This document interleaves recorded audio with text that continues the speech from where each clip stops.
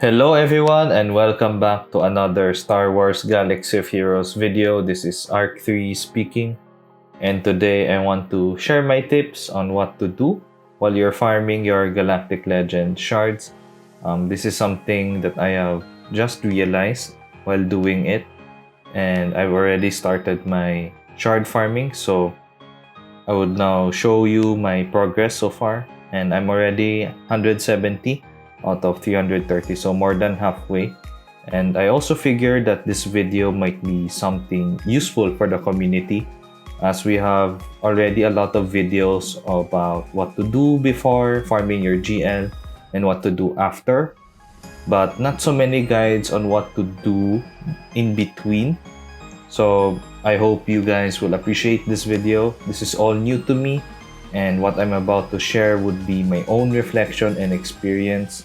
So if you guys who are watching right now have any insights as well, let me know in the comment section below.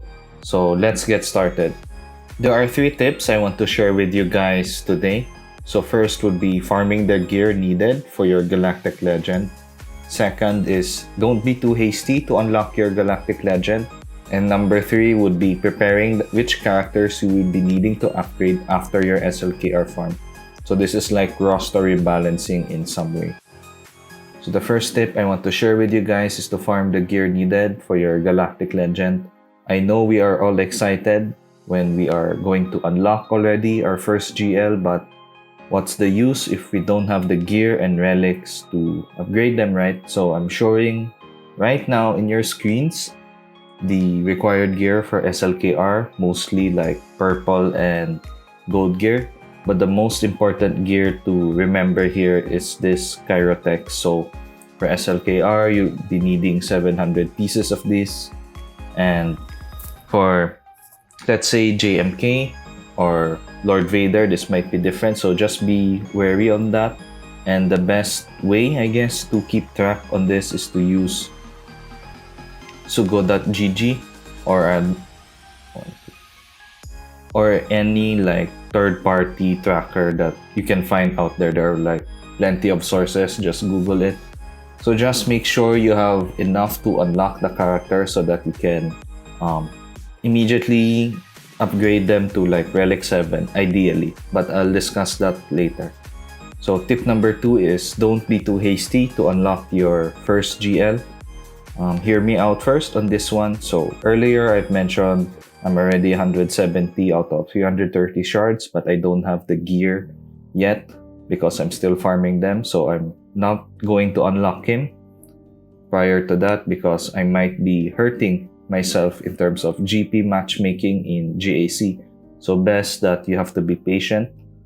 And the reason for this is if you like unlock Supreme Kylo Ren too early, as mentioned in a previous video, I guess, you'll be, well, your Galactic Legend, will be added to the top 90 characters here. So you'll be matched with, let's say, harder opponents, or matchmaking will not be favorable to you. So best to like keep him on 330 if possible. So just an example, well, you've seen some in the top. If we go to the bottom of my roster, I have like a lot of characters that I didn't open or like upgraded, because if I inflate my GP too much, and this is like my roster right now, I am forced to like rebalance it, but I'll talk about that in a bit.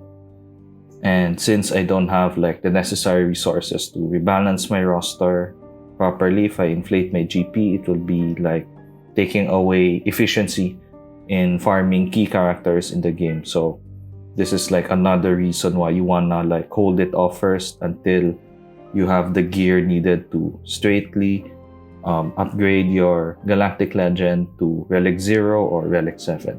Speaking about roster rebalancing, that is actually the 3rd tip, which is to prepare which characters you need to upgrade or like rebalance your roster. So if I click to the journey guide, this is again all of the characters needed to unlock, let's say, Supreme Leader Kylo Ren. Again, different per Galactic Legend.